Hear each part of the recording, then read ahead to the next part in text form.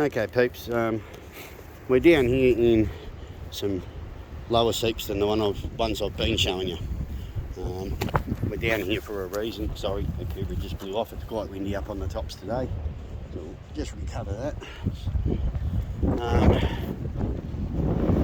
As I say, a little bit different to the ones that I've been showing you up on top. We're going to do this short little video. As I say, they carry on about Brums. They carried on about the cattle before them. There is water in this stream.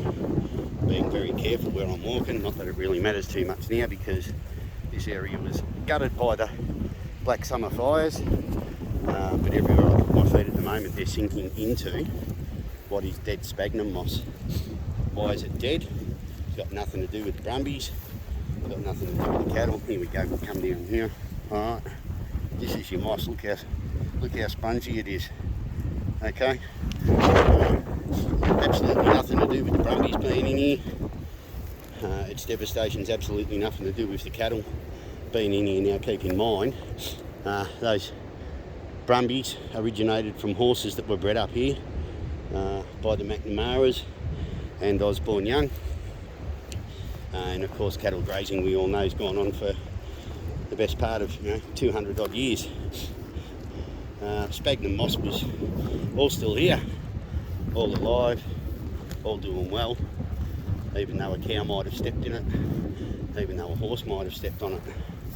And the reason for that is stepping on it doesn't kill it, compresses it and squashes it. But what happens to your car wash sponge after you pick it up and wring it out, squeeze all the suds out? Springs back, doesn't it? And the mosses are no different.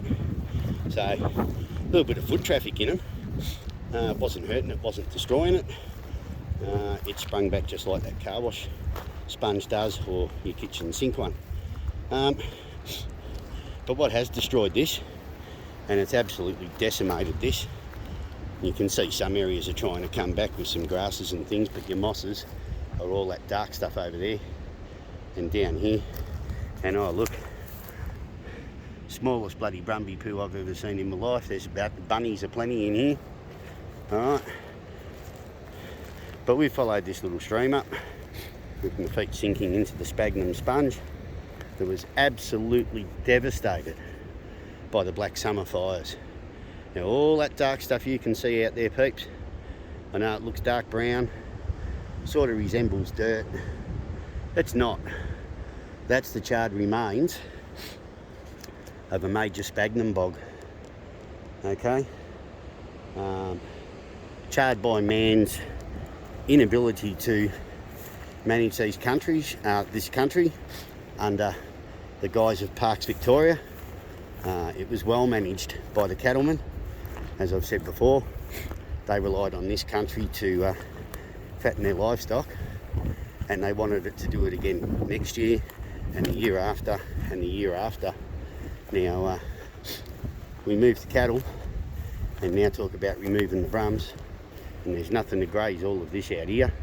So when a fire comes through, the fire's got a lot more fuel, and sure, it might be a finer fuel than the trees in the background, but trust me peeps, it burns hot, it burns fierce, it kills sphagnum moss, and it does all of the damage that these flogs down in Melbourne would like to blame on a Brumby or on a cow. Personally, I think the best thing we could do is hand management back to the people who managed this for years, generations, best part of 2 centuries, and get rid of all of this fuel and put some manures and things back into the soils and try and make it all healthy again. This is all about dispelling the lies, dispelling the myths. You can see some of the mosses down here are starting to recover, but trust me, those beds I was showing you over there, those beds are the best part of, or were the best part of 2 feet thick. This stuff that I've just shown you trying to come through now is in its tallest area maybe 1 centimetre, so you can see it's going to take a long time for this to get back to what it was pre the black summer fires. all the way through, more and more signs of wildflowers and the like that still exist. They still exist in spite of the cattle, in spite of the Brums, in spite of the horses that were bred up here that then became the Brums when the horse trade died off.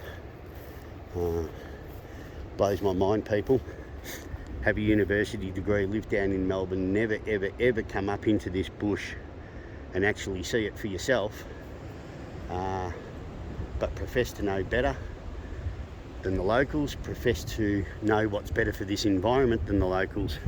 I don't know of another single form of sustainable agriculture that existed successfully in the same place year in, year out, 4 or 5 months on, 7 or 8 months off, across the best part of 2 centuries. You know, we go out, we use all of this science they talk about down there in Melbourne that they've gone and learnt at university, and we put it into intensive agriculture now on our farmland, where we have to plough the dirt. We've got to take soil samples and add different trace elements and lime and things like that back into the dirt so as it will sustain our crop again this year. Up here they didn't have to worry about that, people. They ran the horses, the cows, the sheep. They came up, they mustered them back off. The land had a nice break. It used up all of the manure and the sunlight that it could now get because the grasses had been grazed down and the sun could reach the floor, and it regenerated. And it regenerated that well that they could come back up again next year and do exactly the same thing. Blows my mind. University types, city-based policies, they're killing this country. It's high time they gave it back to the people that looked after it for an awful long time. They listened to the land. The land told them what was going on. It told them whether it was going to rain, it told them whether it was going to snow, it told them whether it was time to take the livestock off or whether it was time to bring the livestock up. Okay, they had it down to a fine art. It worked well for 200 odd years. It opened up our country, it created heritage, it created a culture, and we're about to lose all of that. I say hell no. I say hands off Melbourne. People up here know what they're doing. It's high time you listen to them. It's high time you let them back in. Now this tall stuff in front of you, people, I kid you not, I'm 5'9", and that's already tapping out on the base of my nose. Okay, so all the way through here, these grasses, I'm telling you now, they're 4.5 to 5 feet tall, and they are your next fire waiting to happen, because there's nothing in here now that can eat them and reduce the fuel load. Anyway, we'll keep on moving. I'll keep on showing you some more stuff.